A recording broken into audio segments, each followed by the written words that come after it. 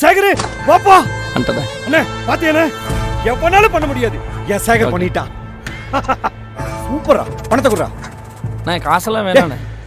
இந்தா குடுறா, வெயிடா போடா. சரி போயிட்டு வாடா. சரி வரண்ணே. கருப்பு என்ன சொல்லுண்ணே. சேகர் மட்டும் என்னைக்கு விட்டுறாத. விட மாட்டேனே, விடவே மாட்டேன். 1000 வேலைக்காரன் கிடைப்பா, ஆனா இவனை மாதிரி ஒரு தொழில்காரன் கிடைக்க மாட்டான். தொழில்காரன் மட்டும் இல்லைண்ணே, அவன் ஒரு மூலக்காரன். நீ இப்படியே பண்ணிட்டு இருந்தேன்னு வை, கண்டிப்பா ஒரு நாள் ஒருத்த உன்னை போட்டுருவான். அப்புறம் நானும் நவீனும் நடுத்தல தான் நிக்கணும். வலிக்குதுடி. இப்படிதானே நீ அடிச்சவனுக்கு வலிச்சிருக்கும். அப்படி சொல்லுங்க, நீ நல்லா மண்டையில ஏற மாதிரி. ஏன்டா நீ வேற அவளை ஏற்றி விட்டுட்டு இருக்க?